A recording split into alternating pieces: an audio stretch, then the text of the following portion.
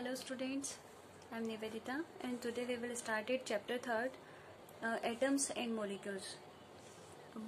Atoms की definition से पहले मैं सबसे पहले एक चीज बोलना चाहूंगी कि एटम का जो सबसे स्मॉलेस्ट पार्ट मतलब कि matter, atom is a basic unit of matter. इस चीज को थोड़ा ध्यान देना आप लोग.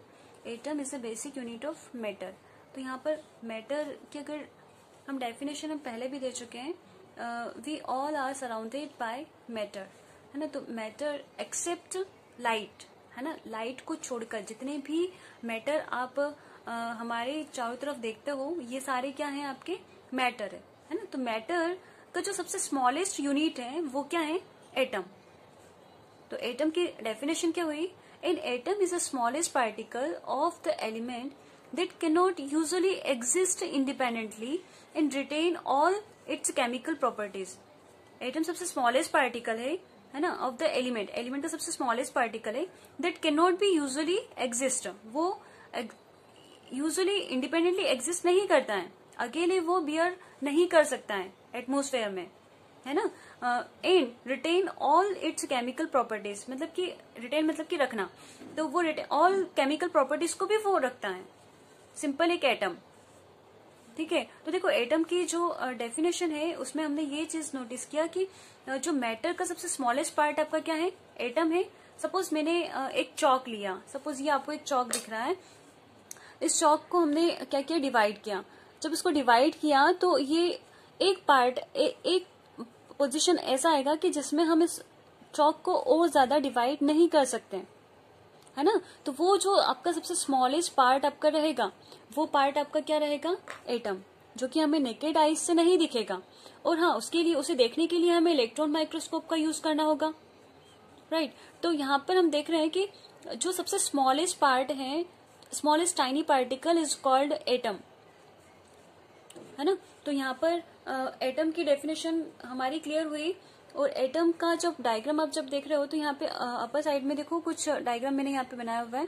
तो ये जो आपका एक सिंपल सा एक दिख रहा है स्ट्रक्चर, तो ये स्ट्रक्चर आपका क्या है, सिंपल एक एटम का स्ट्रक्चर यहाँ पे शो है, मतलब डिनोट हो रहा है, रिप्रेजेंट किया है. तो यहाँ पे पॉजिटिव पार्ट आप देख रहे हो, दिस इज कॉल्ड न्यूक्लियस. और ये जो आपका जो आउटर मोस्ट शेल यानी कि शेल है, ये सब क्या है, ऑर्बिट्स हैं. यानी कि यहाँ पर जो हम देख रहे हैं कि ये हमारा न्यूक्लियस मीन्स पॉजिटिव पार्ट, ठीक है, पॉजिटिव पार्ट रहेगा. और ये जो आउटर साइड में आप देख रहे हो तो ये हमारा नेगेटिव साइड रहेगा, negative part. This is called electron. और इलेक्ट्रॉन एग्जैक्टली मूव करते हैं इस तरह से, इनके पास एक ऑर्बिट होता है, ऑर्बिट पर ही ये मूव करते हैं. जैसे हम सोलर सिस्टम में हम देखते हैं कि उसमें जितने भी मतलब प्लैनेट्स होते हैं वो सन की चारों तरफ रिवॉल्यूशन रोटेशन शो करते हैं एज उसी फॉर्म, मतलब कि एज लाइक उसी स्ट्रक्चर को ये भी रिप्रेजेंट करते हैं, है ना. यानी कि ये इलेक्ट्रॉन एक एक प्लैनेट हुआ, प्लैनेट की तरफ मूव कर रहा है. अब देखो यहाँ पे सिंपल सा जब पता है, जब एटम का स्ट्रक्चर देने के लिए काफी सारे साइंटिस्ट लोगों ने रिसर्च किया था 1 by 1 करके, तो इसमें भी काफी सारे उनके पास डाउट्स थे. कैसे, उन लोगों को एग्जैक्टली नहीं पता था कि हमारा एटम का स्ट्रक्चर क्या रहेगा. तो ऐसे काफी सारे जैसे मतलब लॉज वगैरह दिए हैं, थ्योरी भी आई है, तो जिसमें से कुछ थ्योरी की स्टडी आप लोगों को भी करना होगा. लेकिन यहाँ पर हम सिर्फ सिंपल सा देख रहे हैं कि एटम का स्ट्रक्चर क्या है. तो वो चीज आपको दिख रहा है कि यहाँ पे पॉजिटिव पार्ट रहेगा, न्यूक्लियस सेंटर में पॉजिटिव पार्ट रहेगा. और ये जो हमारा शेल आप बाहर की साइड में देख रहे हो ये हमारे क्या है, नेगेटिव पार्ट, है ना. तो negative part that is called electron, है ना. तो यहाँ पे इसका एक और स्ट्रक्चर, इसको थोड़ा डीप में जब बनाया है तो इसका स्ट्रक्चर एग्जैक्टली इस तरह से रिप्रेजेंट हुआ. यानी कि ये जो आप देख रहे हैं इलेक्ट्रॉन मूव करने का जो पाथ है, इसको क्या नाम दिया, ऑर्बिट. और जो मूव कर रहे हैं वो इलेक्ट्रॉन है, ये नेगेटिव पार्ट है. और न्यूक्लियस में कौन सा पार्ट है, पॉजिटिव पार्ट है. अब ये जो न्यूक्लियस का जो एक और स्ट्रक्चर यहाँ पे आपको दिख रहा है, समरफील्ड स्ट्रक्चर है ये. तो समरफील्ड ने जब दिया था स्ट्रक्चर तो उन्होंने ये कहा था कि ये जो हमारा ऑर्बिट है ये 1 by 1 करके इंक्रीज नहीं होता है. ये एक शेल हुआ, ये अदर शेल हुआ, ये थर्ड शेल हुआ, तो इस तरह से नहीं अरेंज होता है. एग्जैक्टली हम देखें तो सोलर सिस्टम जिस तरह से मूव करते हैं प्लैनेट्स, उस तरह का इनके पास पाथ होता है. तो वो जो पाथ है उनका नाम क्या है, ऑर्बिट है। ठीक है, तो ये हमारा जो इलेक्ट्रॉन का जो मूव करने का, जो रोटेशन रिवोल्यूशन करने का जो पाथ है, वो पाथ एग्जैक्टली देखे तो प्लैनेट जिस तरह से मूव करते हैं इस तरह से वो मूव कर रहे हैं। तो इस तरह से एटम के स्ट्रक्चर में वेरिएशंस दिखने को मिले, है ना। तो एग्जैक्टली स्ट्रक्चर जो दिया था वो हमारा रदरफोर्ड का था, जो कि आप लोगों को पढ़ना पड़ेगा, है ना। तो यहाँ पर आप देख रहे हो कि ये जो हमारा न्यूक्लियस है, न्यूक्लियस में पॉजिटिव पार्ट, न्यूक्लियस में पॉजिटिव पार्ट है, तो पॉजिटिव पार्ट में प्रोटॉन है प्लस पॉजिटिव पार्ट में न्यूट्रॉन, यानी कि proton and neutron is a combined form, it's called nucleus. और जो हमारा इलेक्ट्रॉन है वो ऑर्बिट में चारों तरफ रिवॉल्यूशन कर रहा है। तो यहाँ पर इलेक्ट्रॉन, इसको क्या नाम दिया, इलेक्ट्रॉन नाम दिया, है ना। तो यहाँ पर एटम का जो स्ट्रक्चर है वो इस तरह से है। अब देखो यहाँ पर आपको कुछ एग्जाम्पल है, एग्जाम्पल से आपको समझ में आएगा। एग्जाम्पल क्या है, hydrogen. Hydrogen is a small atom, है ना, hydrogen is a small atom. अब हाइड्रोजन आपने देखा होगा, हाइड्रोजन गैस देखी होगी ना, H2, तो ये H2 एक गैस का फॉर्म है। अब इसका सिंपलेस्ट फॉर्म, इसे और डिवाइड किया तो एक सिंपल फॉर्म में एक हाइड्रोजन मिला हमें, है ना। हाइड्रोजन को डिवाइड किया तो एक सिंपल फॉर्म में हाइड्रोजन मिला।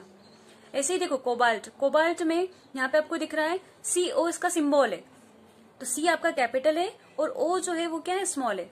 हमेशा इस चीज को ध्यान रखना आप लोग, कोई भी एटम आप लिखते हो तो नाम उसका कुछ नाम होता है, प्लस हम जब सिंबल्स उसको डिनोट करते हैं तो सिंबल फिक्स है। जितने भी एटम है ना, हमारे एटमॉस्फेयर में एग्जिस्ट करते हैं, उन एटम का एक फिक्स सिंबल भी फिक्स है। जैसे कि यहाँ पे कोबाल्ट दिख रहा है, कोबाल्ट में C कैपिटल है और O स्मॉल है, दोनों को हमने CO करके लिखा, CO। अच्छा, उसको कैपिटल, जो हमारा O है उसको कैपिटल क्यों नहीं लिखा, वो नहीं लिखते हैं, है ना, वो रूल्स में आता है। तो इसको CO नहीं लिखेंगे, ध्यान रखना इस चीज को, ये नहीं लिखेंगे, ये क्रॉस है, ठीक है, ये नहीं होगा। क्यों, क्योंकि अगर हम देखते हैं तो ये C किसका सिंबल है, कार्बन का सिंबल है, और O किसका सिंबल है, ऑक्सीजन का सिंबल है। तो ये हम इस तरह से उसको नहीं लिखेंगे। कोबाल्ट का सिंबल बोला है तो CO, C हमारा कैपिटल रहेगा, O स्मॉल रहेगा। ऐसे ही हम एल्यूमिनियम का देखते हैं तो एल्यूमिनियम का Al, तो यहाँ पे Al जो रहेगा वो स्मॉल है। से सोडियम, सोडियम का सिंबल है Na, तो Na हमारा कैपिटल है, first letter always write capital and second letter always write in small, तो ये हमारा सोडियम का सिंबल होगा। तो ये जो हम हाइड्रोजन, कोबाल्ट, एल्यूमिनियम, सोडियम, ये जितने भी एलिमेंट हम यहाँ पे देख रहे हैं एटम, तो ये आपके क्या है, smallest form, smallest particle, this is called atom, है ना। तो ये देखो एक और चीज बताया इसमें, it can not be usually exist independently, वो इंडिपेंडेंटली एग्जिस्ट नहीं करता है। हाइड्रोजन को कभी आप सिंगल फॉर्म में नहीं देख सकते हो, ये हमेशा H2 गैस में यानी कि कंबाइंड फॉर्म में ही दिखता है ना। और एल्यूमिनियम का भी देखो, एल्यूमिनियम का सिंगल एक पार्टिकल कभी भी एग्जिस्ट नहीं करता है, वो एल्यूमिनियम के अदर पार्टिकल के साथ में मेटल का फॉर्मेशन करेगा। यानी कि आपने जब भी देखा हो एल्यूमिनियम का कोई भी कंटेनर अगर रहेगा आपके पास में, तो उसमें एल्यूमिनियम के ही पार्ट रहेंगे, पार्टिकल्स रहेंगे, है ना। तो ये हमारे सिंगल फॉर्म में एग्जिस्ट करते ही नहीं है, बट यहाँ पर दिया है and retain all the chemical properties, और उनकी केमिकल प्रॉपर्टीज तो वो शो करेंगे। क्लियर हुआ। तो ये हमारा है एटम, एटम की सिंपल से definition and the example of atom. Second topic आता है आपके पास में मॉलिक्यूल्स।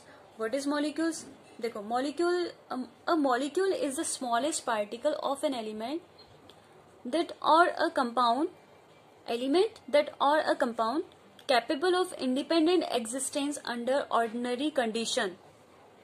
और देखो एक और सिंपल सा इसका डेफिनेशन यहाँ पे है, molecule are a group of two or more then two atoms, है ना, मोर एटम्स ऐसा बोल सकते हैं। Molecule are group of two or more atoms, group of two or more atoms. यहाँ पे ग्रुप ऑफ टू और, यानी कि देखो ये हमारे सिंपल फॉर्म में एक एलिमेंट, ये एक एटम है, ये भी एक एटम है, ये भी एक एटम है, और ये भी एक एटम है। तो इनका ग्रुप ऑफ एटम भी हो सकता है, यानी कि 2 का ग्रुप भी हो सकता है तो हमारा डाई एटोमिक हो जाएगा, 3 का ग्रुप होगा तो ट्राई एटोमिक, अगर 4 का ग्रुप हुआ तो टेट्रा एटोमिक। तो इस तरह से ये ग्रुप में फॉर्म करते हैं और इंडिपेंडेंटली एग्जिस्ट करते हैं, है ना। एटम जो रहेगा वो इंडिपेंडेंटली एग्जिस्ट नहीं करेगा, उसे उसका पार्टनर चाहिए होता है। तो वो जो पार्टनर के साथ में जब बॉन्ड फॉर्म कर रहा है, पार्टनर के साथ में जब वो एक कंबाइंड एक ग्रुप फॉर्म कर रहा है, तो वो ग्रुप आपका क्या है, मॉलिक्यूल। जैसे कि ऑक्सीजन, ऑक्सीजन में कितने एटम है, डाई एटोमिक हुआ। यहाँ पर कितने ऑक्सीजन है, 2 ऑक्सीजन है, दिख रहा है यहाँ पर, है ना। तो ऑक्सीजन ऑक्सीजन के बीच में बॉन्ड फॉर्म होगा जो कि डबल बॉन्ड फॉर्म होता है, और ये ऑक्सीजन ऑक्सीजन ये एटमॉस्फेयर में बियर करेगा। ठीक है, तो ये हमारा क्या हुआ, एक मॉलिक्यूल होगा। तो ये डाई एटॉमिक हुआ, क्योंकि यहाँ पर कितने एटम है, 2 एटम दिख रहे हैं। ऑक्सीजन के कितने एटम दिख रहे हैं, 2। यानी कि सपोज ये अगर इमेजिन करो ये एक ऑक्सीजन का एटम है और ये एक ऑक्सीजन का एटम है, जब ये ग्रुप में कंबाइंड फॉर्म शो करते हैं, that is called molecules. Clear हुआ। अब देखो सेकंड यहाँ पे एग्जांपल दिख रहा है कार्बन डाइऑक्साइड का। तो कार्बन डाइऑक्साइड में देख रहे हो आप कि CO2, तो कार्बन कितने हैं, 1, ऑक्सीजन कितने दिख रहे हैं, 2, यानी कि ये ट्राई एटोमिक हुआ। ठीक है, तो ट्राई एटोमिक आपका क्या है, कार्बन डाइऑक्साइड। कार्बन मोनोऑक्साइड, तो यहाँ पर डाई एटोमिक हुआ। कार्बन पेंटाऑक्साइड, कितने कार्बन एक सिंगल फॉर्म में दिख रहा है, हाइड्रोजन कितने हैं, 4 क्वांटिटी में है। तो यहाँ पे कार्बन और हाइड्रोजन मिलकर एक ग्रुप का फॉर्म कर रहे हैं, दैट इज कॉल्ड मॉलिक्यूल। तो मीथेन आपका क्या हुआ, एक मॉलिक्यूल है। ठीक है, एक्सेट्रा। तो हमें यहाँ पर सिंपली फॉर्म में दिख रहा है, कुछ एग्जाम्पल भी है। और एक कुछ चीज आप देखो, it's shows all the properties of the substance. ये जो सब्सटेंस की जितनी भी प्रॉपर्टीज है सबको शो, मतलब उसको ही शो करेगा, है ना। यानी कि हम सिंगल फॉर्म में ऑक्सीजन तो बियर करता नहीं है ना, तो वो हमेशा ग्रुप में ही रहेगा। तो ग्रुप आपका क्या कहला, उसको ग्रुप को हम क्या नाम दिया, मॉलिक्यूल नाम दिया। ठीक है, तो ये हमारा मॉलिक्यूल हुआ। ठीक है, तो इस तरह से देखो, एक और चीज आपको यहाँ पे नीचे एक और डायग्राम दिख रहा है, इसमें H2O भी क्या है, एक मॉलिक्यूल है, क्योंकि यहाँ पर भी एक से ज्यादा एटम है। मॉलिक्यूल्स आर ग्रुप ऑफ 2 और मोर एटम्स। यहाँ पे 2 और मोर एटम, यहाँ पे हाइड्रोजन कितने दिख रहे हैं, 2 क्वांटिटी में दिख रहे हैं। ऑक्सीजन कितना दिख रहा है, 1। तो ऑक्सीजन हाइड्रोजन 2 है, ऑक्सीजन 1 है। तो यहाँ पे देखो, एक जो ये डायग्राम दिख रहा है, इसका एक स्ट्रक्चर भी फिक्स होता है। ये जो हमारा वाटर मॉलिक्यूल है ना, वाटर मॉलिक्यूल का स्ट्रक्चर भी फिक्स है। ये एक बैंड स्ट्रक्चर शो कर रहा है ना। यहाँ पे इनके बीच में एंगल शो हो रहा है। ठीक है, तो ये एंगल भी फिक्स होता है 109 डिग्री। तो ये एंगल भी फिक्स होता है कोई भी एलिमेंट, और यही हमारा एटमॉस्फेयर में एग्जिस्ट करता है। ठीक है, तो ये हमारा वाटर मॉलिक्यूल हुआ। तो ये बीच में आपको दिख रहा है, ये क्या है, ऑक्सीजन का सिंबल है, ऑक्सीजन का सिंबल है। और ये हमारा क्या है, ये जो रेड कलर में आपको दिख रहा है दोनों साइड में, ये एक हाइड्रोजन हुआ, ये एक हाइड्रोजन हुआ। तो H2O का फॉर्मेशन, मतलब H2O का स्ट्रक्चर हुआ। ऐसे यहाँ पे मीथेन का हम देखते हैं, तो मीथेन यहाँ पे सेंटर में दिख रहा है आपको कार्बन, और हाइड्रोजन कितने हैं, 4। तो ये एक हाइड्रोजन है, second hydrogen, third hydrogen and fourth hydrogen. ठीक है, तो ये इस तरह से एक अरेंजमेंट होता है। और ये अरेंजमेंट मतलब कि ये एक ग्रुप में एक फिक्स्ड एंगल को रिप्रेजेंट करते हुए एटमॉस्फेयर में बियर करते हैं, एग्जिस्ट होते हैं, है ना। इनका एक फिक्स एंगल होता है, एक फिक्स्ड स्ट्रक्चर होता है, उसी में ही आपको ये इस तरह से कार्बन डाइऑक्साइड का स्ट्रक्चर देखिए, तो इनके बीच में जो एंगल रहेगा वो 180 डिग्री एंगल रहेगा, है ना। तो ये एक एंगल फिक्स रहता है, जो कि पर्टिकुलर हर एक एटम, हर एक मॉलिक्यूल में जो बॉन्ड फॉर्मेशन होता है उनके बीच में ये एंगल फिक्स होता है ना। तो ये मॉलिक्यूल के सिंपल सा स्ट्रक्चर देखा हमने, और इसकी डेफिनेशन पार्ट हमने कवर किया, और ये हमारा मॉलिक्यूल कंप्लीट हुआ। सेकंड टॉपिक आता है आपका लॉ ऑफ केमिकल कॉम्बिनेशन। तो लॉ ऑफ केमिकल कॉम्बिनेशन में जितने भी टाइप के मॉलिक्यूल अभी फॉर्मेशन हुए हैं, उन मॉलिक्यूल्स में, ये जो मॉलिक्यूल फॉर्मेशन हुए हैं, इन मॉलिक्यूल्स में एग्जैक्टली जो हमारा बॉन्ड फॉर्म हो रहा है, तो वो बॉन्ड केमिकली फॉर्म होता है, केमिकली बॉन्ड फॉर्म होता है ना। तो केमिकल कॉम्बिनेशन किस टाइप का होगा, केमिकल कॉम्बिनेशन कैसे वो केमिकली कंबाइन होंगे और हमारा एक एटम से नया मॉलिक्यूल फॉर्म होगा, है ना। तो एटम टू मॉलिक्यूल फॉर्मेशन के लिए केमिकल कॉम्बिनेशन होता है, तो वो कॉम्बिनेशन एग्जैक्टली किस टाइप का होगा। तो कुछ लॉज जो हैं वो हमारे साइंटिस्ट ने दिए हैं, जिसमें से फर्स्ट लॉ है law of conservation of mass. तो कंजर्वेशन ऑफ मास को जब हम पढ़ेंगे, तो ये जो कंजर्वेशन ऑफ मास दिया था लवासियर एंड प्राउस्ट ने दिया था, जो कि आप पेज नंबर चेक करना, फर्स्ट पेज में ही है एनसीईआरटी बुक में। तो इसमें आप देख रहे हो कि मेटर ए जो है आफ्टर रिएक्शन बी, है ना, बी हमें प्रोडक्ट फॉर्म हुआ, ये रिएक्शन हो रही है, यहाँ पे ए रिएक्शन, मेटर ए था, आफ्टर रिएक्शन बी में कन्वर्ट हो जाता है, तो हमारा जो ए था वो बी में कन्वर्ट हो रहा है, तो यहाँ पर मास कंजर्व रहेगा, मास कंजर्व रहेगा। दैट मीन्स ये जो हमारा ए, सपोज ए मेटर का मास है x ग्राम और बी मेटर का मास एग्जैक्टली x ग्राम ही रहेगा। ठीक है, यानी कि देखो यहाँ पर हम सिंपली फॉर्म में एक एग्जांपल ले सकते हैं, जैसे कि हमने मैच स्टिक, है ना, मैच स्टिक को हमने क्या किया, बर्न किया, तो मैच स्टिक का आफ्टर रिएक्शन क्या रहेगा, उसका मास सपोज x ग्राम था, तो आफ्टर रिएक्शन भी, बिफोर रिएक्शन भी x ग्राम था, और आफ्टर रिएक्शन केमिकल प्रोसेस हुई तो आफ्टर रिएक्शन भी वो हमारा जो मैच स्टिक का बर्न होने के बाद उसकी जो ऐश प्लस हमारा जो स्टिक वुड है वो दोनों को ऐड करके, दोनों का मास जब ऐड करेंगे तो उसका मास भी सेम रहेगा, यानी कि मास यहाँ पर क्या हुआ, कंजर्व हुआ, मास चेंज नहीं होगा। तो ये जो केमिकल रिएक्शन, जितने भी टाइप के केमिकल रिएक्शंस हमारे चारों तरफ होते हैं, देखने को मिलते हैं, तो उनमें जो मास है वो कंजर्व रहेगा। ये जो लवासियर और प्राउस्ट का कहना था, बट ये हर एक रिएक्शन में पॉसिबल नहीं था, इसका भी एक्सेप्शन केस निकला, है ना। तो यहाँ पर हमें सिर्फ सिंपल एक लॉ जो है वो क्या है, law of chemical conservation of mass, law of conservation of mass. तो इसके अकॉर्डिंग यहाँ पर क्या है, इस डेफिनेशन, इस थ्योरी के अकॉर्डिंग क्या है, मास can neither be create nor be destroyed in chemical reaction. तो मास हमारा चेंज नहीं होगा, ना तो वो क्रिएट होगा ना ही डिस्ट्रॉय होगा। दूसरे से हमें पता है कि वो यूनिवर्सल मास इज कांस्टेंट, वो भी कभी चेंज नहीं होता है। It's neither be create not destroyed. ये यूनिवर्सल मास भी कभी मतलब हमेशा कन्वर्ट होता है, बट मास कभी चेंज नहीं होगा, है ना, सॉरी चेंज होता है बट कम ज्यादा नहीं होता है। तो ये हमारा फर्स्ट लॉ था, law of conservation of mass. इसका हमने मैच स्टिक से एग्जांपल देके समझा। सेकंड आप देखोगे इसमें सेकंड लॉ है लॉ ऑफ कांस्टेंट प्रोपोर्शन।